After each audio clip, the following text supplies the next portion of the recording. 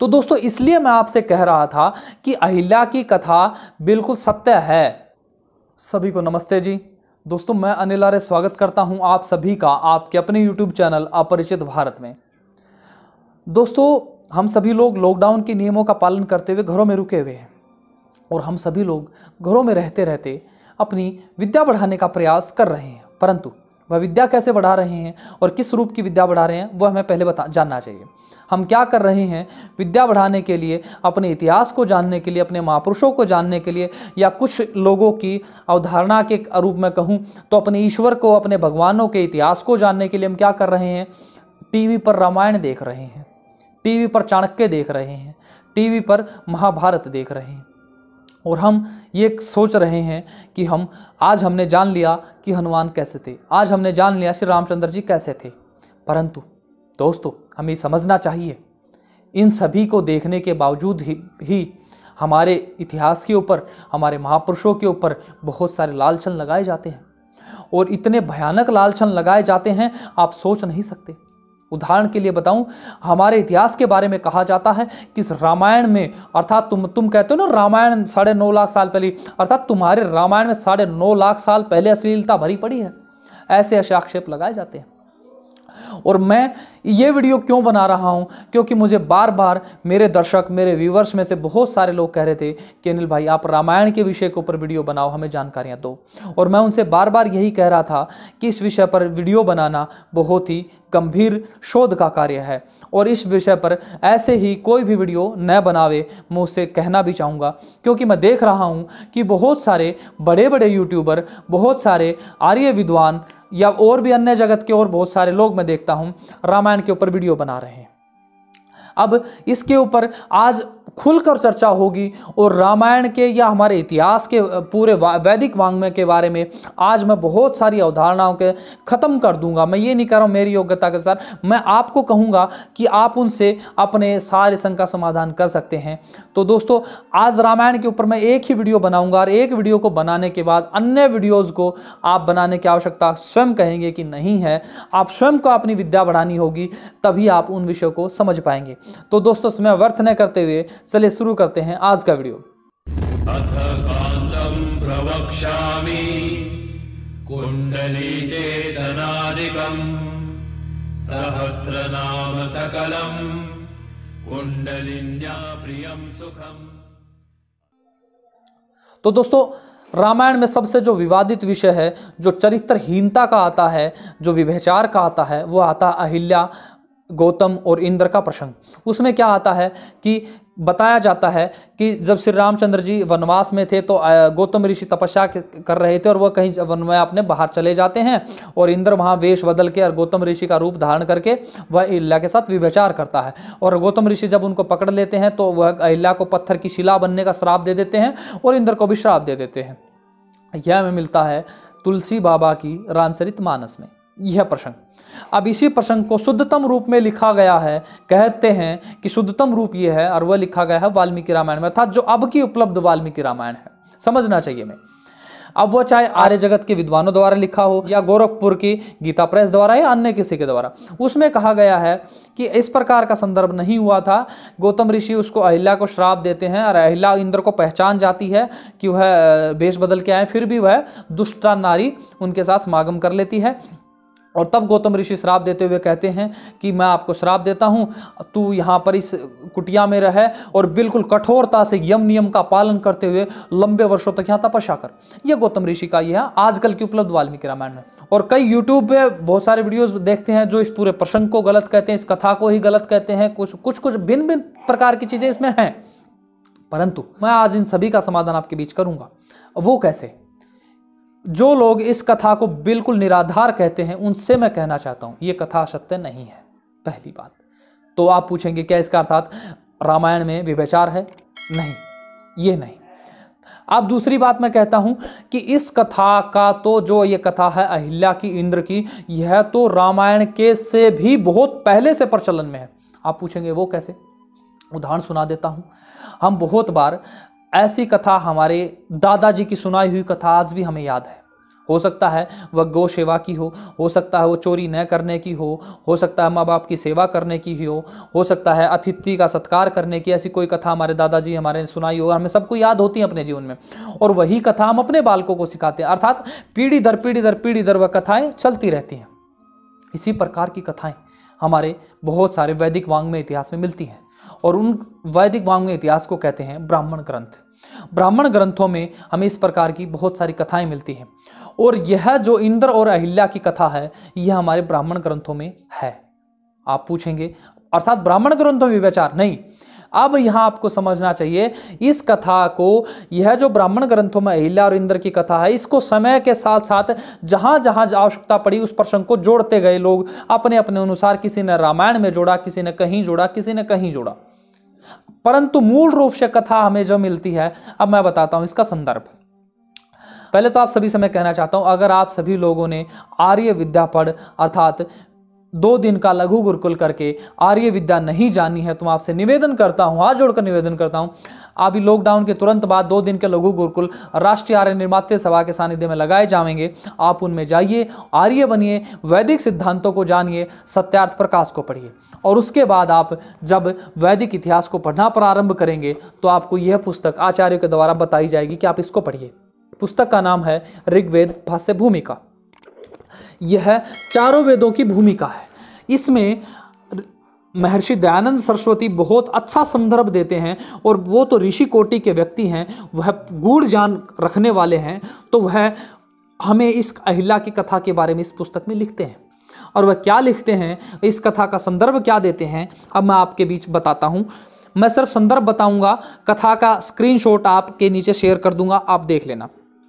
कथा का संदर्भ ऋषि लिखते हैं कि शतपथ ब्राह्मण, जो ब्राह्मण ग्रंथ मैंने बताए उसमें शतपथ ब्राह्मण में कांड 3 अध्याय 3 में इस कथा का विवरण आता है। दूसरा आता है निरुक्त के अध्याय 12 खंड 11 में इसका विवरण आता है। तीसरा आता है निरुक्त के अध्याय 2 खंड 16 में ये कथा आती है, और इसके बाद आती है निरुक्त के अध्याय 3 खंड 16 जो मैंने अभी बताया, और शतपथ ब्राह्मण के कांड 1 अध्याय 6 में भी ये कथा आती है, जो अभी आपको स्क्रीन पर नीचे दिख रही है। ठीक है। अब इस कथा को रामायण में जब जोड़ा गया तो किस रूप में जोड़ा गया, परंतु और मूल रूप से ये कथा क्या थी ये मैं आपको पढ़ के सुना देता हूँ। अब सुनिएगा, मैं ज़्यादा नहीं विस्तार से नहीं बताऊंगा, मैं छोटा छोटा रूप में बताऊंगा बस आपको इस कथा के बारे में। अब मैं सिर्फ भाष्य पढ़ रहा हूं इसका। अब जो दूसरी कथा इंद्र और अहिल्या की है कि जिसको मूढ़ लोगों ने अनेक प्रकार बिगाड़ करके लिखा है, सो उसे ऐसा मानना रखा है, मतलब लोगों ने उस कथा को बिगाड़ कर दिया है। अब वो कथा क्या है, देवों को राजा इंद्र देवलोक में देहधारी देव था, जो कि अभी मैंने सारा प्रसंग बताया वो किस प्रकार का होता है, परंतु सही कथा क्या है वो मैं आपको पढ़ के सुनाता हूं। सत्य ग्रंथों में ऐसा नहीं है, अर्थात उनमें इस रीति से नहीं है। सूर्य का नाम इंद्र है, अर्थात यहां इंद्र किसका नाम है, सूर्य का नाम है। रात्रि का अहिल्या है, रात्रि किसको कहते हैं, अहिल्या का दूसरा नाम क्या है, रात्रि है। तथा चंद्रमा का नाम गौतम है। ठीक है। यहां पर रात्रि और चंद्रमा का स्त्री पुरुष के समान रूप अलंकार का प्रयोग हुआ है, अर्थात जो चंद्रमा है उसका नाम क्या है, गौतम है, और गौतम की स्त्री कौन है, अहिल्या। अहिल्या का नाम क्या है, रात्रि। तो गौतम की जो पत्नी है, यहाँ रूप अलंकार से सिद्ध किया गया है कि चंद्रमा की पत्नी कौन है, रात्रि है। ठीक है। चंद्रमा अपनी स्त्री रात्रि से अब सब प्राणियों को आनंद कराता है, और उस रात्रि का जार आदित्य है। आदित्य अर्थात इंद्र, समझेंगे आप, अर्थात जिसके उदय होने से रात्रि अंतर ध्यान हो जाती है। अब किसके उदय होने से रात्रि खत्म हो जाती है, सूर्य के नाम से। ठीक है, आगे पढ़ता हूं। और जार का अर्थ यहाँ सूर्य की ही रात्रि का वर्तमान रूप श्रृंगार का बिगाड़ने वाला है, अर्थात जो रात्रि को छिन्न भिन्न कर देता है वह कौन कहलाता है, वह सूर्य कहलाता है। ठीक है। इसलिए यह पुरुष स्त्री पुरुष का रूपक अलंकार बांधा गया है। ठीक है। यह मतलब रूपक अलंकार से इस कथा को समझाया गया है कि जैसे स्त्री पुरुष मिलकर रहते हैं वैसे ही चंद्रमा और रात्रि भी साथ साथ रहते हैं। चंद्रमा का नाम गौतम इसलिए है कि वह अनंत वेग से चलता है। ठीक है। और रात्रि को अहिल्या इसलिए कहते हैं क्योंकि उसमें दिन लय हो जाता है, अर्थात दिन में रात मिल जाती है और रात में दिन मिलता रहता है, तथा सूर्य को निर्वृत्त कर देता है और सूर्य उसको अलग अलग कर देता है, इसलिए वह उसका जार कहलाता है। अब यहाँ जो जार शब्द प्रचलन में है वो भी बिगड़ा हुआ शब्द है, उसका दुरुपयोग होता है इस शब्द का, ठीक है। आगे मैं बढ़ता हूँ। इस उत्तम रूप अलंकार से विद्या की अल्प बुद्धि पुरुषों ने बिगाड़ कर सब मनुष्य को हानिकारक फल धर दिया है, अर्थात इस कथा का मंदबुद्धि लोगों ने, ऋषि कहते हैं मंदबुद्धि लोगों ने बिगाड़ करके इस प्रकार का व्यभिचार आदि से जोड़ दिया है। इसलिए सब सज्जन लोग मिथ्या कथाओं को मन से ही त्याग कर दें, अर्थात सब लोग ऐसी मिथ्या कथाओं को न पढ़ें, सत्य सिद्धांत को पढ़ें, सत्य सिद्धांतों को जानें, सत्य इतिहास को पढ़ें।